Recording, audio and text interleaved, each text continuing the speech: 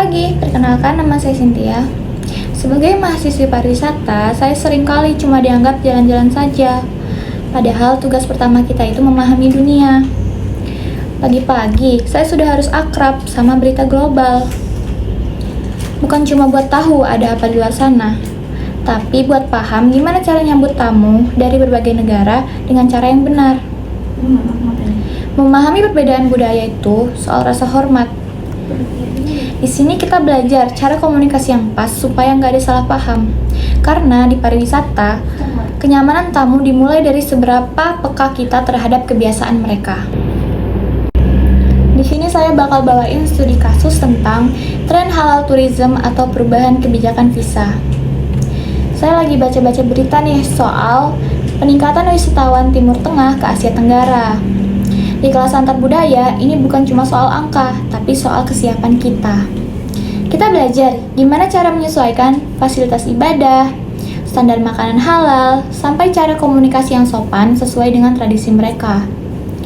Memahami berita global kayak gini nih, ngebantu kita buat nyambut tamu dengan lebih personal, tanpa menghilangkan identitas budaya kita sendiri. Masuk ke sisi industrinya, semua jadi lebih teknis dan seru. Di sini saya belajar kalau pariwisata itu adalah mesin ekonomi yang besar. Kita nggak cuma bicara soal ramah tamah, tapi gimana sih cara mengelola hotel, ngatur perjalanan yang efisien, sampai memastikan bisnis ini tetap jalan dan menguntungkan.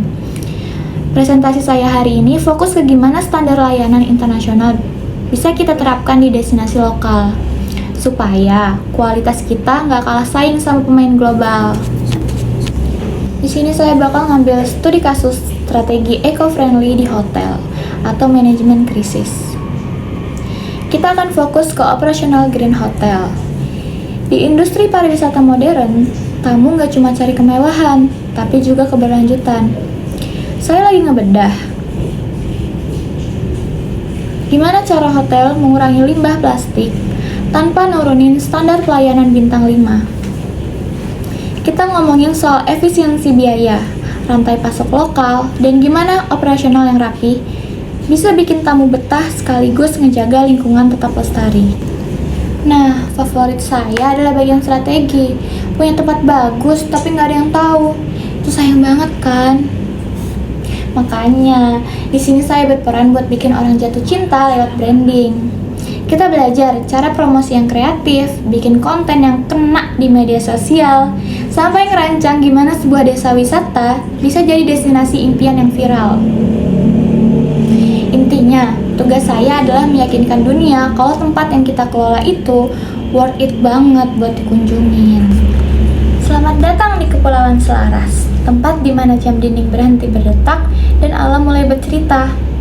Di sini, kami tidak menawarkan pelarian dari kehidupan, melainkan sebuah jalan untuk pulang menemukan jati diri Anda kembali.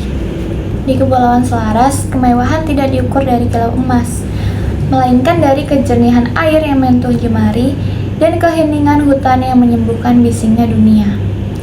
Di sini waktu bakalan melambat agar Anda bisa mengejar ketenangan. Di sini kita menawarkan 3 kelebihan. Yang pertama ada eco-luxury. Kamu bakal diajak menginap di villa ramah lingkungan yang menyatu sempurna dengan cakrawala.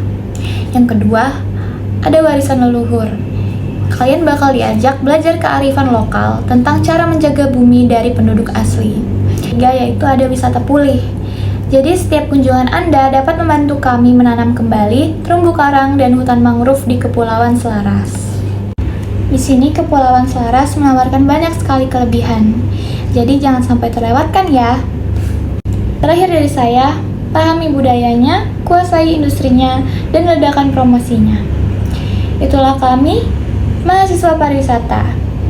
Siap buat bikin pengalaman traveling kamu jadi luar biasa?